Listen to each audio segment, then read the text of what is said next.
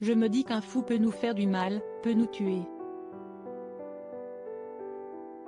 Aux abords du collège Georges Brassens, situé dans le 19e arrondissement de Paris, le fantôme de la jeune Lola flotte toujours. Le souvenir de sa funeste histoire semble hanter ses camarades. Avant, je me sentais bien ici. Je n'avais pas peur, a confié une collégienne aux Parisiens. Depuis le 14 octobre 2022, date à laquelle Lola a été assassinée par Damien Abbé, plus rien n'est pareil. Si une cellule psychologique d'urgence avait été mise en place au lendemain des faits, celle-ci est aujourd'hui fermée pour que les élèves puissent retrouver un fonctionnement normal au collège, ce qui permet de surmonter le traumatisme, a insisté le rectorat.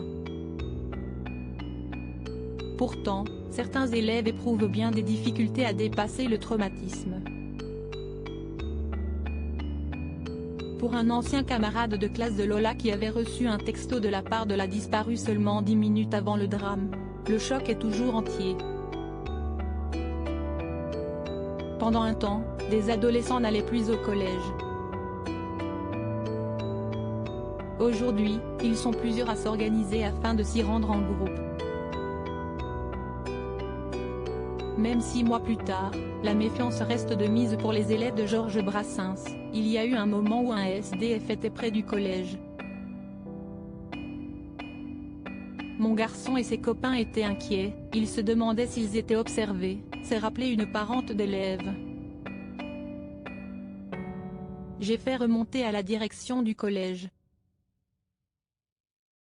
Ça nous pousse à être encore plus vigilants qu'on ne l'est déjà. Supérieur à obsèques de Lola, 12 ans, sa famille et ses proches effondrés pour cet ultime adieu. Ça nous pousse à être parano pour les parents d'élèves, le choc reste grand. Il y aura un avant et un après le 14 octobre 2022.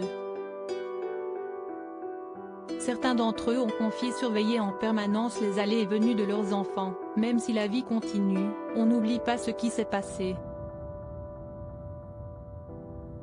Je ne laisse même plus mes enfants aller à la boulangerie du coin tout seuls, c'est fini. Et maintenant, je les géolocalise sur leur portable pour être sûr de savoir où ils sont, qu'ils sont bien rentrés de l'école. Si tous veulent retrouver un semblant de normalité, personne ne veut effacer le souvenir de Lola. Article écrit en collaboration avec 6 médias Crédit Photo, agence.